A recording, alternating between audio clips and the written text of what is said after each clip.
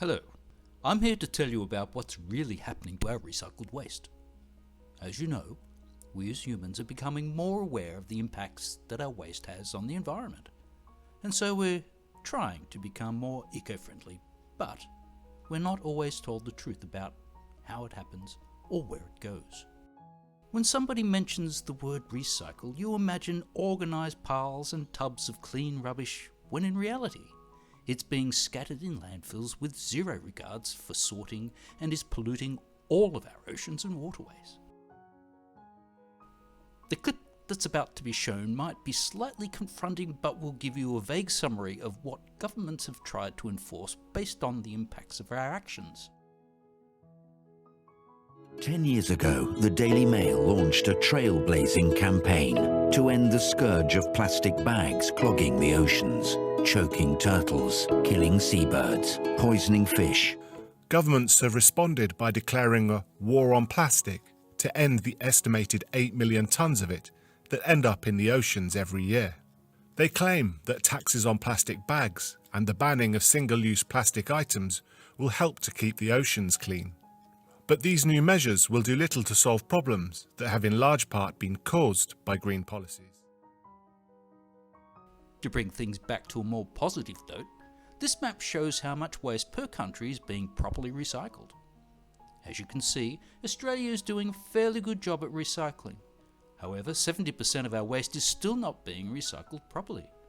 This is almost the exact opposite of Austria, which has a 63% success rate.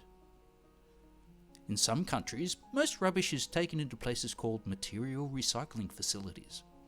Sometimes 230 tonnes of waste is sorted on conveyor belts to be recycled into new things such as carpets.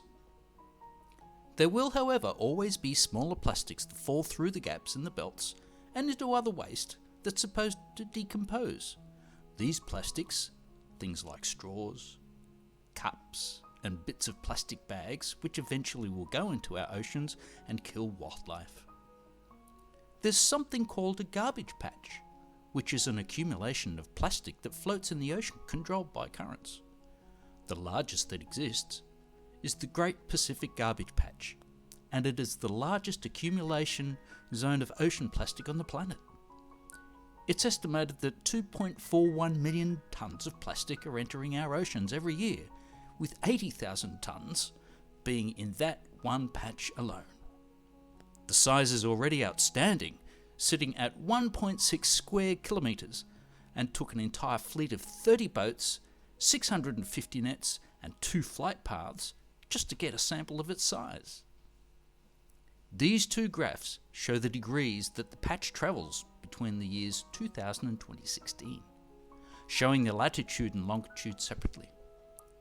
The Southern Oscillation Index and Pacific Decadal Oscillation Index indicate the intensity of El Niño and La Niña events in the ocean. Wildlife suffers a great deal more than humans as they consume the plastics while making it up for food.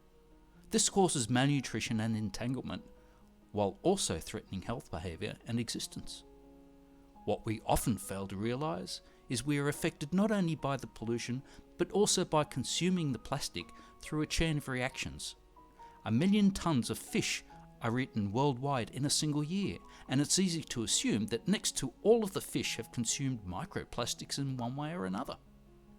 And so, to conclude this video, our recycling is taken to warehouses where they are sorted to the best of our abilities.